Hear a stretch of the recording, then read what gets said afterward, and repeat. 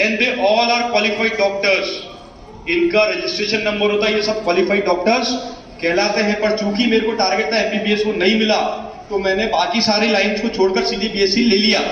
अब बीएससी में usually research में जाना है आपको, तो करियर बन सकता है, वरना बीएससी आपको शायद प्रोफेशनल डिग्री नहीं बोलूंगा मैं उसको, कि प्रोफेशनल डिग्री है कि आप निकलो और काम अवेलेबल हो गया आपको, लेकिन इन सबसे अवेलेबल था। अगर इनमें किसी में नहीं होता है then I will go for B pharmacy, फिर मैं बी फार्मेसी करूंगा। उसमें भी नहीं होता है तो मैं एएनएम जीएनएम की तरफ जाऊंगा। अगर उसमें भी नहीं होता है तो फिर मैं बीएससी करूंगा, क्योंकि कुछ तो करना ही है, डिग्री तो लेनी ही है, वरना आजकल तो मांडू मंडी डिग्री को स्वीकार करूंगा। पर हम क्या करते हैं सर, नीट में हमारा तो कोई नहीं। अरे नीट बहुत बड़ा स्कोप है, नीट में केवल एक एमबीबीएस नहीं है, उसमें बहुत सारी चीजें हैं। और यूजुअली मेरा एक्सपीरियंस से बोलता है कि जो बच्चे बहुत पीछे के गांवों से थे उनने न जाने कितनी बार टॉप मारे हैं, एनईईटी के अंदर भी और जेईई के अंदर भी। ये आपको लगता है कि हम यहाँ बैठे हैं तो क्या करेंगे, आपको लगता है कोटा जाके पढ़ूंगा तो ही कुछ होगा, या उज्जैन आके पढ़ूंगा, या इंदौर जाके पढ़ूंगा तो ही कुछ होगा। लेकिन यकीन मानो कॉम्पिटिटिव एग्जाम्स में बच्चे का पोटेंशियल काम करता है कि आपका खुद का पढ़ने का मादा कितना है। बाकी तो सारा ज्ञान गूगल और यूट्यूब पे है, आपको सिर्फ इच्छा करना और मेहनत करना, और आप ये पाओगे कि हो सकता है आपका भी नाम टॉपर्स में आ जाए। झाबुआ का एक किस्सा मेरे को आज भी याद है, 2008 की बात है। लड़का टॉप कर गया तो पता चला किसी कोचिंग में माँ बाप बहुत गरीब थे, टॉप कर गया, लेकिन स्कूल गया केवल, कोचिंग भी नहीं मिल सकती थी क्योंकि वो चाहता था करना। कोई भी बैट्समैन ये सोच नहीं आता कि 500 रन ठोक दूंगा एक दिन में, लेकिन वो ये जरूर सोच रहा था अच्छा खेलूंगा। और अच्छा खेलने में कितना अच्छा आप खेल जाओगे कोई भी, तो मैं ये नहीं आता हम कहां पहुंचेंगे, लेकिन मेरे को ये मालूम है कि हम अच्छा तो करेंगे। अच्छा करते करते कहां पहुंचेंगे भगवान जाने। तो वहां पर क्या है बेटे कि अगर आप मेडिकल साइंस में जाना चाहते हो तो लाइन बहुत बड़ी है, थोड़ा सोचकर प्लान करना। अभी मैं कॉमर्स वाले अगर बच्चे यहाँ पे बैठे हैं या आर्ट्स वाले बच्चे बैठे हैं तो उनको भी बता दूं कि आर्ट्स की लाइन में स्कोप लिमिटेड नहीं होता है। क्योंकि हमको पता नहीं होती है इसलिए हम उस स्कोप को लिमिटेड रखते हैं। जैसे सीए, सीएस, आईसीडब्ल्यूए, ये बेसिक सबको पता है। इसके अलावा सॉरी ये तो कॉमर्स वालों के लिए हो गया, आर्ट्स वालों के लिए क्या, आर्ट्स वाले यूजुअली हमारे यहाँ पर जो देखा है मैंने उज्जैन संभाग में या मध्य प्रदेश के अंदर ज्योग्राफी लेते हैं या हिस्ट्री लेते हैं और या फिर इकोनॉमिक्स अर्थशास्त्र लेते हैं। पॉलिटिकल साइंस बहुत कम बच्चे देखे मैंने लेते हुए। तो ज्योग्राफी के अंदर आपको क्या लगता है स्कोप नहीं है? आपको पता है चाइना अपने आप को टेक्नोलॉजिकली कितना स्ट्रॉन्ग कर रहा है। जो मेरे को सुनने में आता है, मैं वहां पर हूं इसलिए सत्य असत्य का मेरे को ज्ञान तो वहां का है नहीं, लेकिन जो सुना है उस आधार पर बता रहा हूं कि वो लावा कंट्रोल करने में लगे हैं। किसमें? कि लावा कंट्रोल करके किसी भी देश की तरफ डाइवर्ट कर पाए। तो क्या होगा वहां पे भूकंप, ज्वालामुखी सब शुरू हो जाएंगे। तो बिगर बम फोड़े, बिगर किसी को नुकसान करे, मैं किसी और देश को हिट कर सकता हूं। ऐसी प्लानिंग्स पे वो लोग काम कर रहे हैं। तो ऐसी प्लानिंग पे काम करने वाले लोगों के लिए हमको चाहिए भूगर्भ वैज्ञानिक। कौन चाहिए? कौन चाहिए? ये भूगर्भ वैज्ञानिक कौन होते हैं? जो ज्योग्राफी जानते हैं और जो थोड़ा साइंस जानते हैं, ये वो लोग होते हैं। तो ऐसा नहीं स्कोप नहीं। इकोनॉमिक्स की बात करूं, बहुत ईमानदार से बोल रहा हूं, मेरी खुद की सगी मौसी की बेटी सेंट्रल बोर्ड की टॉपर थी, सेकंड टॉपर ऑफ इंडिया। उससे मेरे को ये उम्मीद थी कि वो पीएमटी करेगी या पीईटी करेगी, जैसा कि एक हमारे जमाने में होता था कि बच्चा अच्छा पढ़ने वाला मतलब पीएमटी और पीईटी, दैट्स इट। 4-6 साल बाद वो मेरे को किसी शादी में मिली। मैंने पूछा शादी क्या कर रहे हो तुम आजकल? बोले भैया मैं अभी मॉर्गन ने पता नहीं कौन सा वो था रेटिंग हाउस में काम कर रही हूँ। मैंने तुमने पीईटी पीएमटी कुछ नहीं दिया था क्या? बोले नहीं। मैंने पैकेज क्या है? उसने जो पैकेज बताया वो तो नहीं बता रहा हूँ, लेकिन वो सुनकर मेरे कान जो है बजने लग गए थे कि इतना पैकेज। मैंने क्या करा क्या? बोले मैं सर भैया, बोले मैंने आर्ट्स लिया था, टॉपर है, second topper of India CBSE. मैंने आर्ट्स में लिया। बोले मेरे को इकोनॉमिक्स चाहिए था। बोले जो पैसा इकोनॉमिक्स में ना भैया, वो पैसा कहीं पे भी नहीं है। पर चूंकि मेरे लिए तो इकोनॉमिक्स, फिर मैं पैसा कैसे कमाऊंगा? तो मेरे को अपना इकोनॉमिक्स अगर मैंने लिया है आज का, मेरे को उसको बहुत साउंड करना चाहिए। और यकीन मानो जितने ट्रेडिंग हाउसेज होते हैं शेयर बाजार के या दूसरे बिजनेस जितने भी हैं, इन सबको क्लासिकल इकोनॉमिक्स की जरूरत पड़ती है। भारत सरकार में एक इंजीनियर बताओ कौन है मतलब नाम मुझको पता है पर मैं आपसे पूछ रहा हूँ। अच्छा, भारत का वित्त मंत्री कौन है अभी? निर्मला जानते हो ना?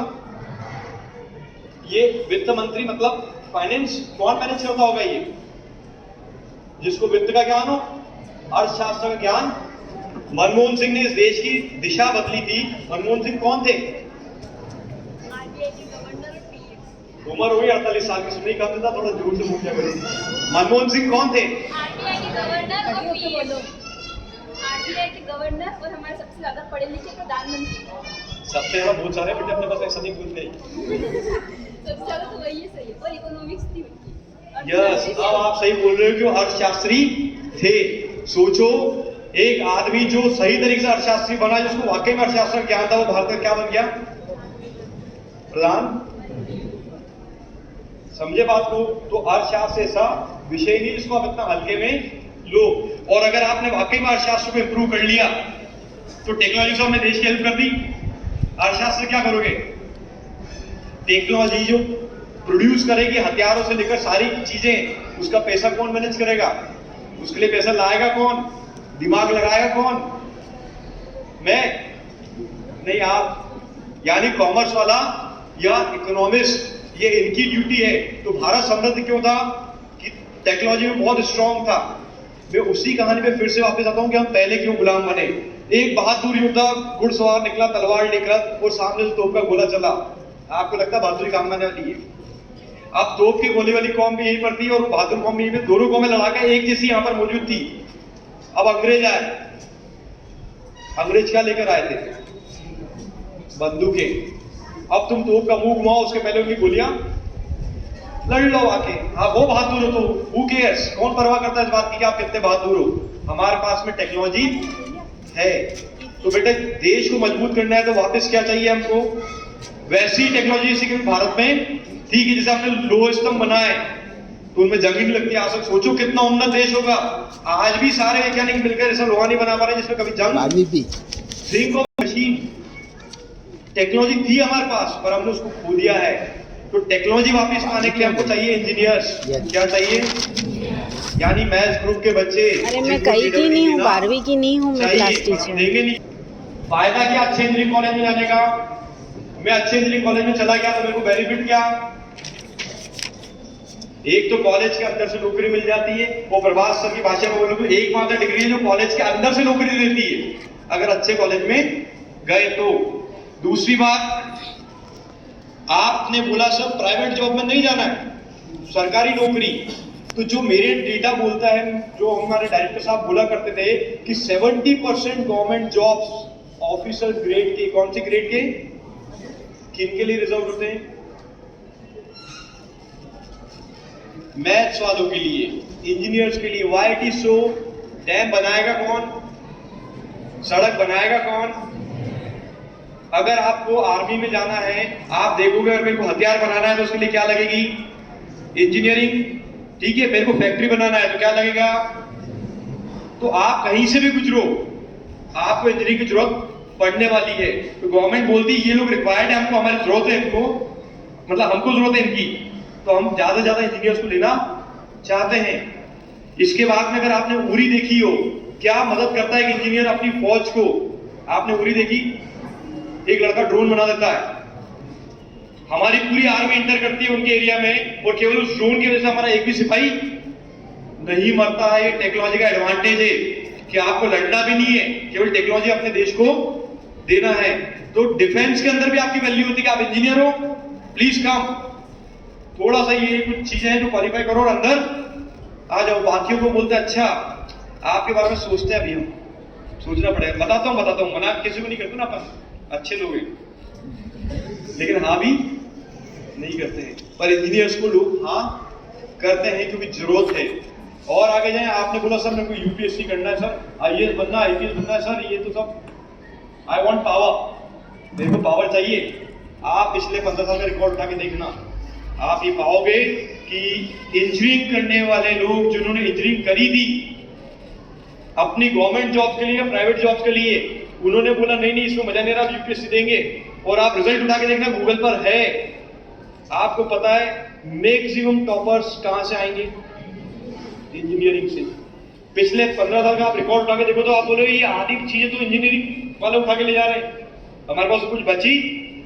जबकि वो प्राइवेट जॉब में गया, वो गवर्नमेंट जॉब में भी चला गया, जो छोटा सा टुकड़ा था वो यूपीएससी के लिए बड़ा था, वो उसमें भी ज्यादा सीटें उठाकर ले गए, क्योंकि टेक्नोलॉजी का एडवांटेज है, दिमाग चलता है। ठीक है, तो वो एडवांटेज भी मिलता है। और आगे आए, अभी हमारे देश के प्रधानमंत्री रोज बोलते हैं स्टार्टअप स्टार्टअप स्टार्टअप। स्टार्टअप का मतलब क्या? कुछ ऐसा निर्मित करना जिससे लोगों को रोजगार मिले और देश का भला हो। तो बोलते हैं अगर ऐसा प्रोजेक्ट है ना आपके पास तो आप हमारे पास आओ, हम आपको पूरा बैकअप देंगे। मैं बिजनेसमैन हो गया, बुद्धि पिता आ गई मेरे अंदर, मैं एंटरप्रेन्योर हो गया, अब मैं नौकरी करने वाला नहीं हूं, कौन हो गया? देने वाला। बात समझ आ रही मेरी? और सबसे खराब इंजीनियर मैं बोलता हूं, जिसने अच्छे कॉलेज से इंजीनियरिंग करी हो, वहां का सबसे खराब बच्चा था, वो भी बेरोजगार घूमने वाला नहीं है। क्यों? ये जितने बैंक्स में देखता हूं अभी, इनमें कई इंजीनियरों से मैं मिलता हूं बैंकों के अंदर, और मैं बोलता हूं यार ये जॉब तो कॉमर्स वाले के, तुम क्या कर रहे हो यहाँ पे? बोले सर मैथ्स आती है अपने को, अंग्रेजी भी आती है, ये दो तो पेपर में मेन सब्जेक्ट होते हैं, अपन ऐसे निकाल लेते हैं, आ गए यहाँ पे कुछ नहीं हुआ तो। अब सोचो कि वहां पर भी कब्जा करना शुरू कर दिया इन्होंने, राइट? तो इंजीनियरिंग एक इतना बड़ा समुद्र है बेटे कि अगर आपने ढंग से इसको पढ़ा तो मेरा पहला विश्वास तो ये है कि हम सबसे पहले देश के लिए कुछ करेंगे। अगर देश के लिए नहीं कर पाया खुदा ना खास्ता, तो भी मैं देश कमजोर तो नहीं होने दूंगा। ये पावर है डिग्रियों का, अगर आपने ढंग से लिया तो सिर्फ आप ताकतवर नहीं होगे, साथ में कौन भी ताकतवर होगा। पर हम तो प्यार करते ही नहीं देश से, हम तो करेंगे ही नहीं। मेरे जैसे देश ताकतवर हो जाए, अरे किसी बात करे सर, ऐसा नहीं होना चाहिए सर, ऐसा होना चाहिए नहीं होना चाहिए? देखो लड़कों की आवाज नहीं है ना, ऐसा होना चाहिए नहीं होना चाहिए? अभी भी इनकी आवाज जोर से, एक आखिरी ट्राई मारते हैं, ऐसा होना चाहिए या नहीं होना चाहिए? गुड। मैं प्रभात सर से रिक्वेस्ट करूंगा कि वो जेडब्ल्यू के ऊपर थोड़ा सा आपको ज्ञान दे और नीट के ऊपर भी संभव हो तो।